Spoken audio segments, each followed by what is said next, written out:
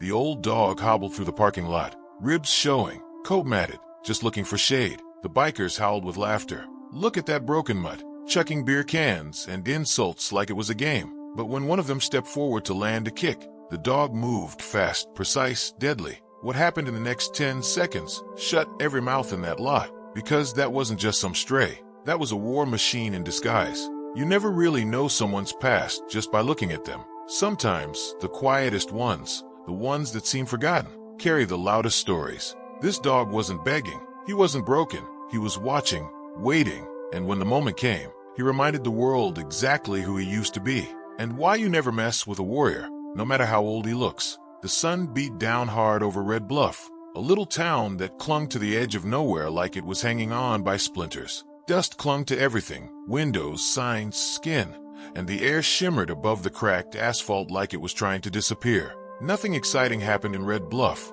not in years. It was a place for people who didn't want to be noticed and didn't want to talk. A rusted gas station stood across from a crooked diner with a neon sign that only lit up halfway, and right at the corner where the main road met nothing sat a watering hole with a busted screen door, sagging porch, and the kind of clientele that knew how to keep their heads down. It was the kind of place you drove through, not to. But that afternoon, something different happened. He came. He didn't look like much. Thin, dirty, patches of fur missing from what might have once been a proud, glossy coat. He moved slow, one back leg barely working, dragging slightly as he walked. His ribs showed beneath the loose folds of his skin, and his eyes, clouded with age, looked more tired than curious. He didn't bark, didn't whine, didn't look up at the people passing by. He simply limped across the parking lot of the old bar and laid himself down in a small patch of shade near a dented trash can. At first, no one said anything. Locals glanced, shrugged.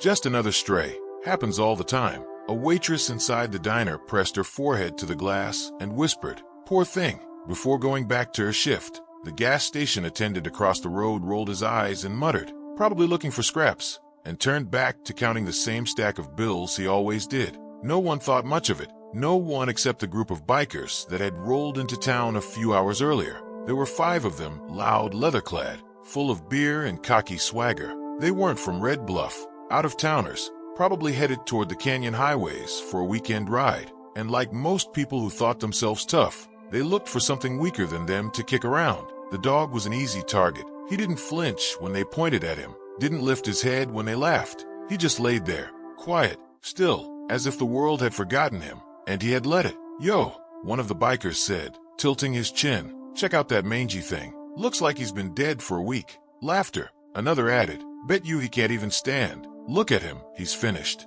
Beer cans were cracked open. Someone took a photo on their phone.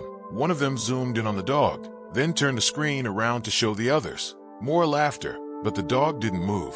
Not when the first can bounced off the concrete and rolled near his paws. Not when a second hit his side, clattering to the pavement with a hollow clang. He didn't even blink. The smallest biker, some kid with too much hair gel and a fake skull ring, leaned forward on his bike, grinning. "Hey, maybe he's deaf. Or blind. Or both. I say we put him out of his misery." Another laughed, spitting on the ground. And then Rex spoke. He was the biggest of them all. Thick neck, tattoos curling up to his jawline, a gut that said beer had been his dinner for the last 10 years. But his arms? They were still thick, still dangerous. And when he stood up from his bike, the laughter got quieter. He walked slowly toward the dog, shoulders swaying like he owned every inch of ground under his boots. Tom, the old bartender watching from the doorway, squinted. He didn't know the dog, not yet, but something in his gut twisted. Something about the way the animal hadn't reacted. Not like a stray, not like something afraid, more like something trained.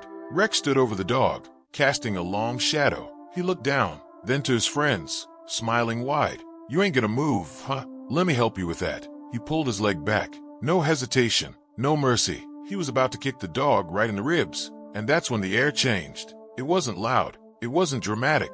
There was no growl, no bark, just movement. Fast. So fast no one saw it coming. The old dog twisted his body with an ease that didn't match his bones, shifted out of the way, and in a blink, Rex was on the ground, face down, grunting, his arm pulled behind his back like it had been practiced 1,000 times. The bikers froze. "What the? Is he? Did that dog just?" But none of them finished the sentence, because the dog didn't look wild. He wasn't snarling. He wasn't foaming at the mouth, or biting, or even barking. He was calm, steady, holding the big man down with quiet, perfect control. A technique, not instinct, something trained. The rest of the group didn't dare move. They were drunk, but not that drunk. Whatever was happening, it wasn't normal. And the dog, he held Rex there for 3 long, humiliating seconds, just enough for dominance. Then let go. Step back. Saturday, calmly, like nothing had happened, Tom stepped out of the bar and walked forward, his eyes never leaving the animal. "That ain't no regular dog," he said quietly.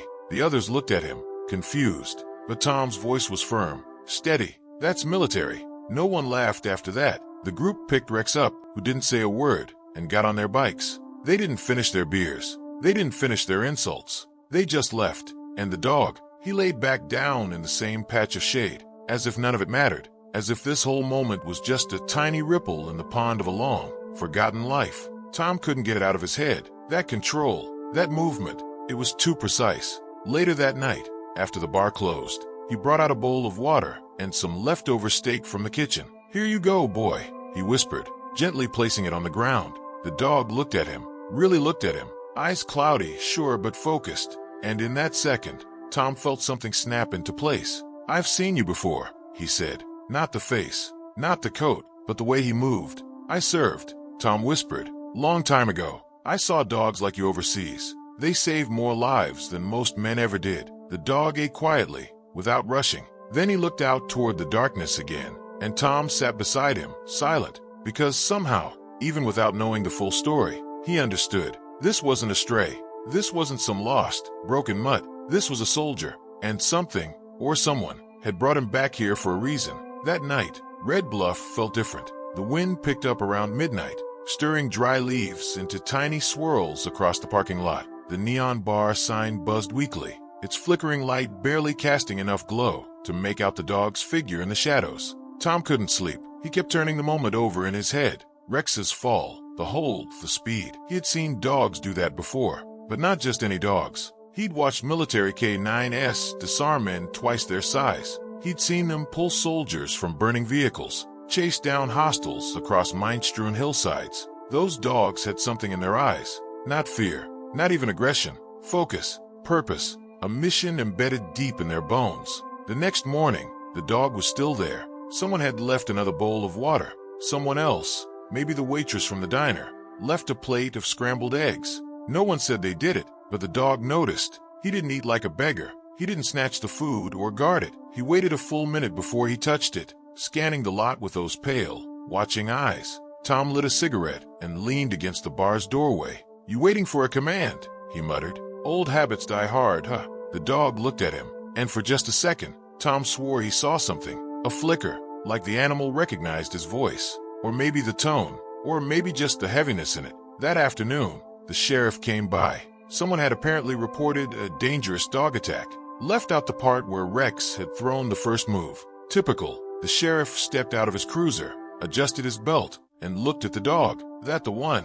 Tom nodded slowly. He didn't attack. He neutralized the threat. The sheriff raised an eyebrow. "Neutralized? You were in the Marines, right, Dave?" Tom asked. Dave's eyes narrowed. "Yeah, 2 tours. Then you know." Dave took a few slow steps toward the dog, who stayed perfectly still, not tensed, not bracing for attack, just aware. "He's not a stray," Dave muttered. "No stray moves like that." Tom stepped forward. "I'm telling you, this dog was trained. Special Forces trained. You can see it in the way he holds himself." Dave took off his hat, running a hand through his thinning hair. "I've seen dogs like this in Kandahar. Never forgot the look in their eyes." The dog blinked. Silent acknowledgement. They left him be. But word started to spread, not just in Red Bluff, but beyond. Bikers talk, and Rex, he didn't forget. 2 days later, they came back, but this time, it wasn't 5 bikers. It was 10, new ones, bigger ones, meaner, and Rex was with them. His arm was still in a sling,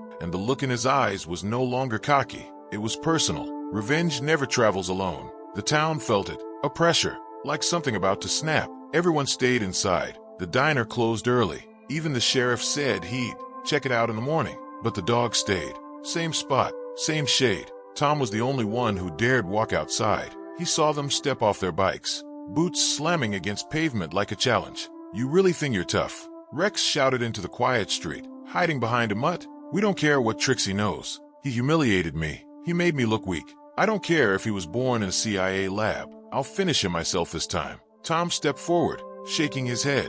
Go home, Rex. You already lost. Rex grinned. Nah, I just didn't finish the fight. And then he whistled. The signal. 3 of the bikers split off, each carrying heavy batons. 2 others began circling behind the bar. Another pulled a chain from his belt, letting it drag along the ground with a cold, metallic rattle. And the dog still didn't move, but his ears twitched. Just once. The shift was so subtle, you'd miss it if you blinked. Rex raised his arm, pointed toward him, and shouted, "Get him!" What happened next wasn't a fight. It was a demonstration. The first biker lunged and was met midair. The dog didn't growl, didn't bark. He simply leapt forward, body twisting, catching the man's leg mid-stride, toppling him like a sack of flour. A hard thud. The baton clattered away.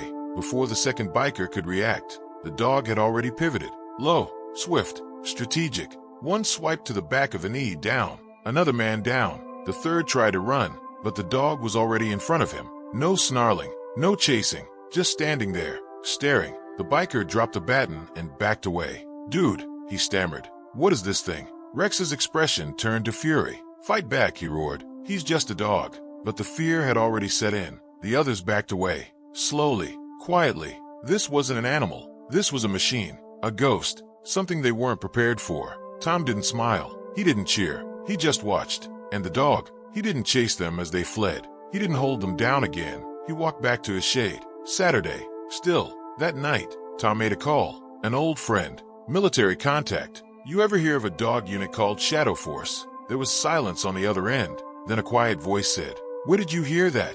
Tom explained everything. The movement, the silence, the precision. The friend confirmed it. That unit was off books. Dogs trained for Black Ops missions. Infiltration, reconnaissance, recovery. Not even most generals knew they existed. Do they name the dogs? Tom asked. No, but they tattoo them. Right under the collar line. Small triangle mark. Hard to see unless you're looking. The next morning, Tom brought a bowl of food and gently reached for the dog's neck. The fur was thick, coarse, old, but there it was. Faint, faded, a black triangle under the skin. Tom swallowed hard. "You were never lost," he whispered. "You were sent back." Tom didn't know what to do with that knowledge. A ghost from a forgotten war had landed in his town and saved it, not just from violence, but from itself, because something had changed in Red Bluff. The folks who once laughed at the dog now whispered about him with something close to reverence. No one stepped over him anymore. They stepped around him, carefully. The same waitress who used to scrape plates now brought him warm sausages in a dish with his name handwritten on the side. Though no one knew his real name, kids rode by on bikes, but they didn't throw stones anymore. One even left a tennis ball, gently rolling it toward him across the pavement. He didn't chase it, but he looked at the boy with a kind of soft approval. And every night, just before sunset, Tom sat beside him with a glass of water and a cigarette. "You were trained to protect," Tom murmured one evening, watching the sun dip behind the old gas station. "But who protects you?" The dog didn't look at him, but somehow, the weight of the question lingered between them. It wasn't long before outsiders began arriving. Not reporters, not curiosity seekers, but people who knew what to look for. One day, a black SUV with military plates pulled into the bar's lot. A man in a plain black t-shirt stepped out, scanning the area with sharp, practiced eyes. He walked right up to the dog and crouched beside him. He didn't speak, just stared. Tom stepped outside. "You know him?" he asked. The man nodded. "Shadow 9. Is that his name?" The man shook his head. "They didn't give names, only call signs." Shadow 9 was deployed to over a dozen classified missions. Middle East, Eastern Europe, jungle ops, Arctic recoveries, you name it. Tom studied the dog, still lying silently under the shade. What happened to his team? The man's jaw tightened. They were wiped out. Last mission went dark. No survivors. So how'd he get here? We don't know. But if he made it back this far alone, he must have walked for weeks, maybe months. Tom looked down at the worn pads of the dog's paws. They were cracked, scarred, and hardened. "He's been through hell," Tom whispered. The agent nodded, and he brought hell with him. But here's the thing. The dog wasn't just surviving. He was still watching, still protecting. And soon, that would matter more than anyone realized. A week later, trouble rolled into town again. But this time, it wasn't just a gang. It was something darker. Red Bluff had long been on a drug smuggling route. though no one ever said it out loud. A highway, some remote desert trails, a few abandoned gas stations.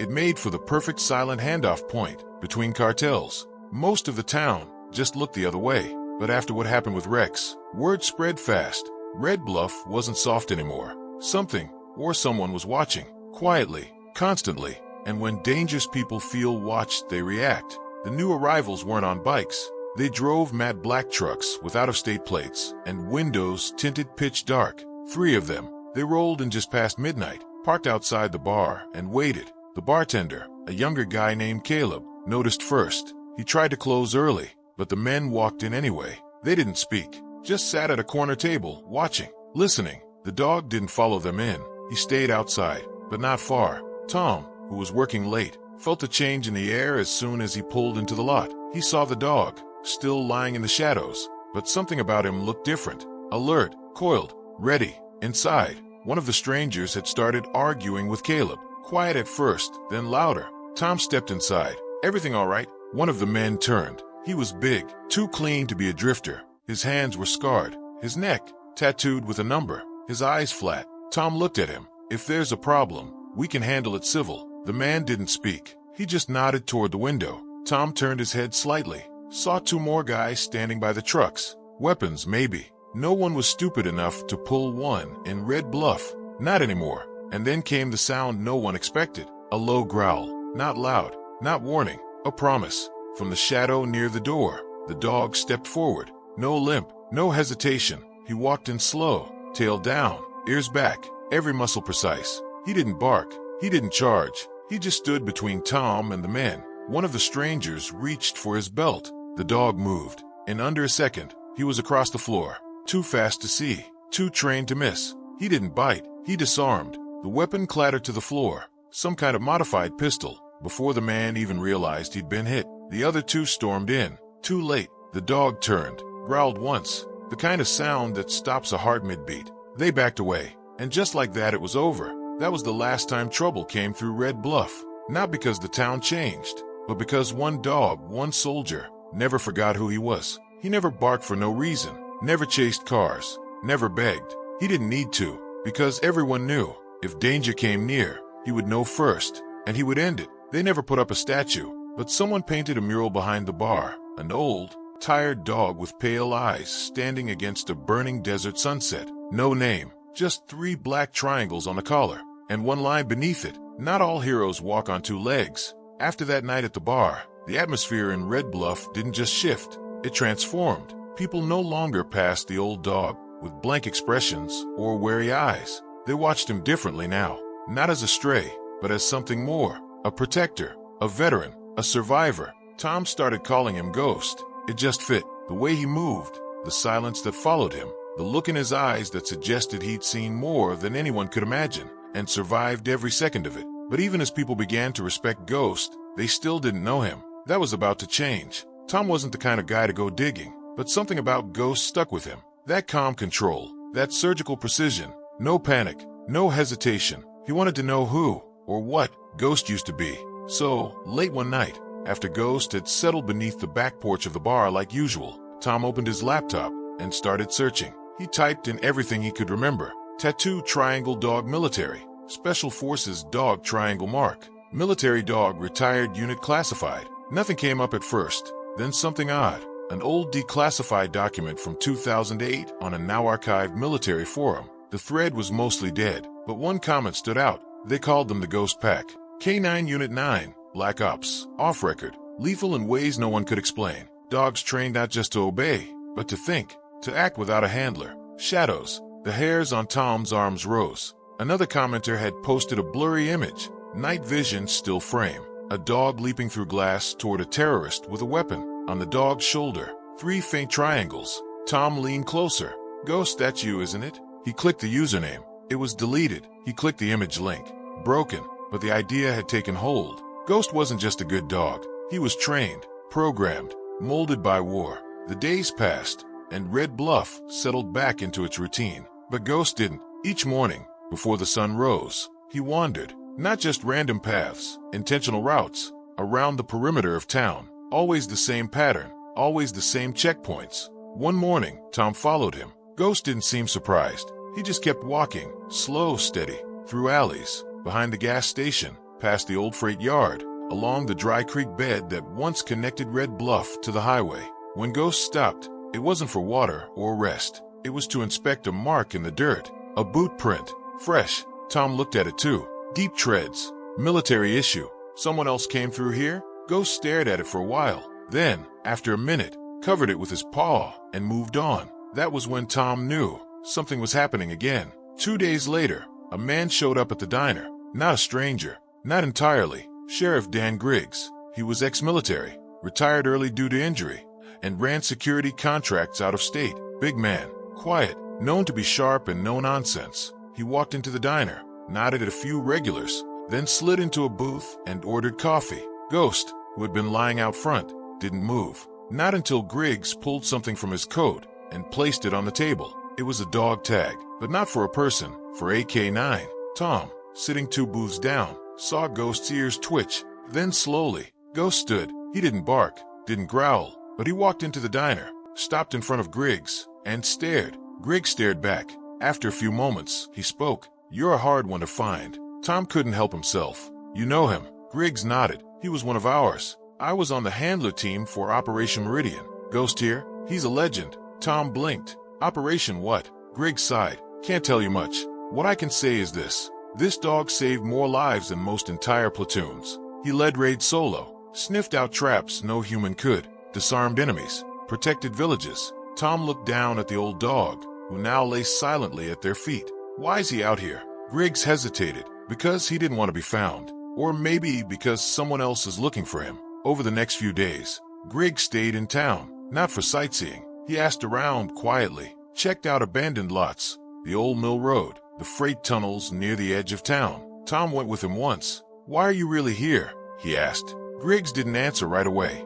Finally, he said, "Because Ghost showing up here isn't coincidence. It's warning." Warning of what? Of what's coming. Ghost had sensed it first, long before Tom or anyone else noticed. In the weeks that followed, more signs showed up. Empty shell casings behind the diner, fresh tire tracks deep in the desert trail, satellite phones lighting up with foreign pings. Near the edge of town, someone was watching Red Bluff, but Ghost was watching them. It came to a head one night. An old warehouse near the outskirts of Red Bluff had been abandoned for years, until a few teenagers swore they saw lights flickering inside. Sheriff Griggs checked it out first, radioed Tom to stay put, but Tom didn't listen. By the time he arrived, the place was silent. Too silent. Ghost padded ahead of them, ears perked, body low. Inside crates, marked with strange symbols, weapons, communications equipment, and then a sound movement in the shadows. 4 men stepped out, not teens, not locals, armed. Griggs raised his hand slowly.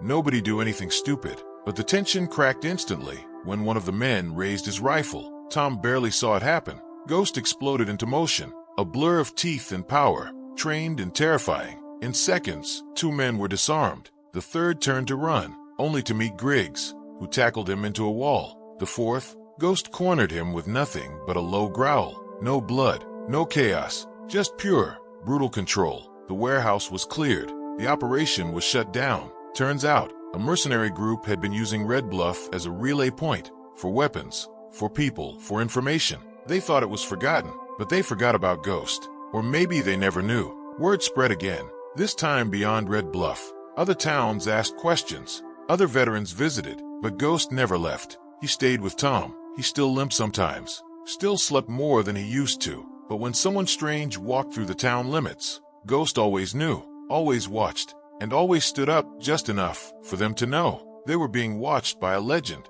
It was a Friday evening when Red Bluff almost lost everything. The sky had turned a sickly shade of orange, and a dry wind swept through town like a warning whisper. Tom stood behind the bar, drying glasses, when Ghost's ears perked up sharply. His head snapped to the window. He stood rigid, alert, then growled. A deep, rumbling sound no one in the bar had heard before. Tom stepped out onto the porch. That's when he saw the dust cloud coming down the highway. 5 motorcycles, no plates, black jackets, same gang from before, only this time, they weren't drunk and mocking. This time, they were loaded and ready. Behind them, a black SUV. Tom's gut twisted. Something was wrong, very wrong. Ghost stood at the top of the porch steps, tail stiff, muscles tight. He didn't move, just watched, waiting. The bikes roared into the lot, kicking gravel as they circled like vultures. The SUV rolled to a stop. Out stepped a man in mirrored sunglasses, clean-shaven, with a kind of cold smile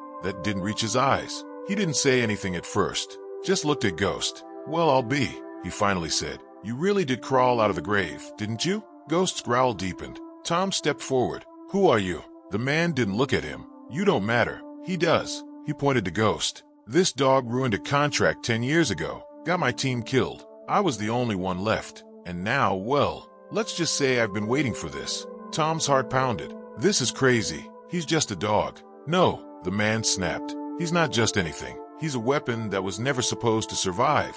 He snapped his fingers. The gang moved in. That's when all hell broke loose. One biker tried to grab Tom. Before his hand even got close, Ghost launched forward, faster than anyone thought possible for a dog his age. Teeth found wrist. Bones cracked. The man screamed. Another swung a bat. Ghost ducked, spun under, and hit him behind the knee. The biker crumpled with a howl. The SUV man pulled a pistol. Griggs, watching from across the street, stepped out of his truck, shotgun in hand. "Don't," he said coldly. The man hesitated, but then, in the chaos, someone threw a flashbang. Boom. Light, noise, dust, screams. For a second, everything went white. Then movement in the haze. Ghost, disoriented but focused, moved low to the ground, weaving through the fog like a shadow. Tom crawled behind an overturned table, trying to find him. The SUV man slipped toward the back of the lot. He had one last plan. He opened the trunk. Inside, something worse than a weapon. A rigged drone,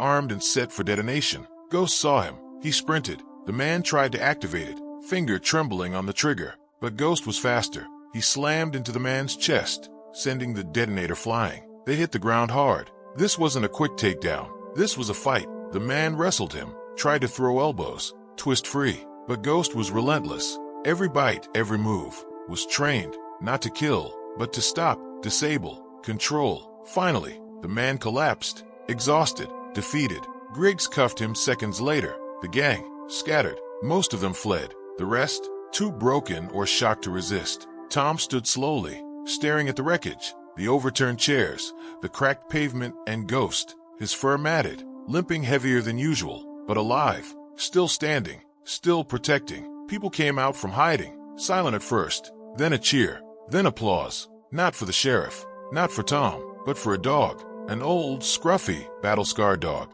who had just saved a town. That night, the town of Red Bluff didn't sleep, not because of fear, but because of what they'd witnessed. Word spread fast, not just in town, but online. Someone had filmed the fight, the takedown, the drone, the dog. The video went viral in under 48 hours. People everywhere wanted to know, who was this old dog? But Tom, he didn't say much. He just put out an old metal bowl of water on the bar porch and added a hand-painted sign next to it. It read, "Reserved for Ghost, our guardian." The government came knocking eventually. They knew who he was. He had once served under a Black Ops K-9 unit, classified, never officially acknowledged. Code name Ghost, the only surviving member of Operation Shadowfawn. They offered to take him in, to give him a retirement medal, maybe even a quiet facility to live out his final years. But Tom refused. "He's not a weapon anymore," he said. "He's family." So Ghost stayed. And every evening, like clockwork, he took a spot on the porch, watching,